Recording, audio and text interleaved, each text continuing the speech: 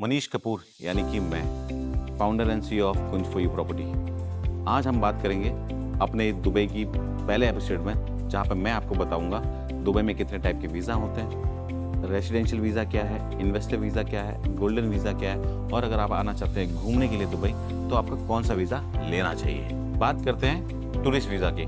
तो दुबई में tourist visa मिलता है आपको 14 दिन का, जिसकी कॉस्ट रहेगी आपको 6 से 7 हज़ार इंडियन करेंसी। अगर आपसे थोड़ा और ज़्यादा रुकना चाहते हैं दुबई में तो फिर आपको लेना चाहिए 30 डेज़ वीज़ा, जिसकी कॉस्ट रहेगी आपको 10 हज़ार के आसपास।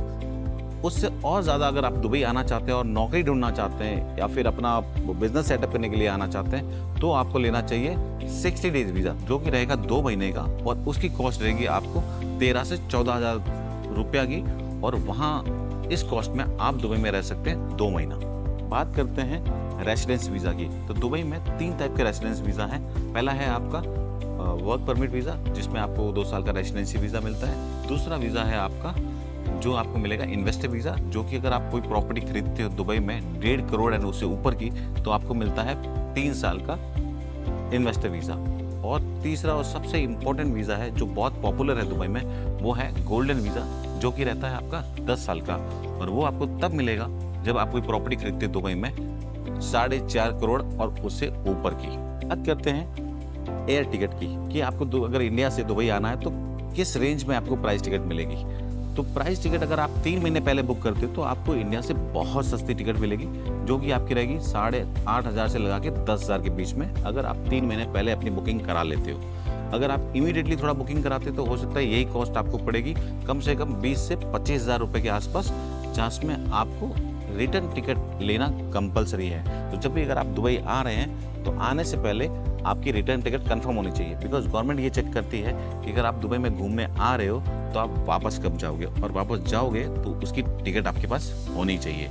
और इसी के साथ मोस्ट इम्पोर्टेंट, जब भी आप टूरिस्ट वीज़ा निकालें उसके साथ मेक श्योर करें कि आपका ट्रैवल इंश्योरेंस होना बहुत कंपलसरी है, बिकॉज दुबई में मेडिकल बहुत एक्सपेंसिव है। अब टूरिस्ट वीज़ा कहाँ से निकालें?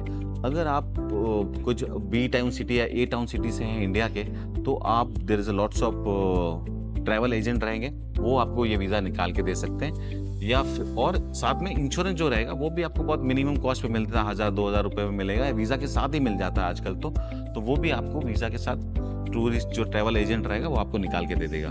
अगर आपका पॉसिबल नहीं होता है और कोई नहीं निकाल पाता है तो आप मुझे कमेंट में लिखें और मैं आपको उस बंदे का नंबर दे दूंगा जो आपको सबसे कम प्राइस में आपका टूरिस्ट वीज़ा निकाल के दे देगा।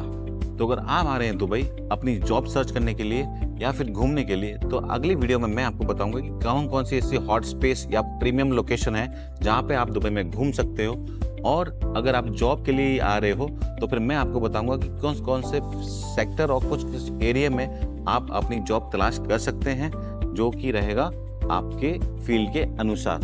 अगर आप भी जानना चाहते हैं more detail, then stay tune for the another video.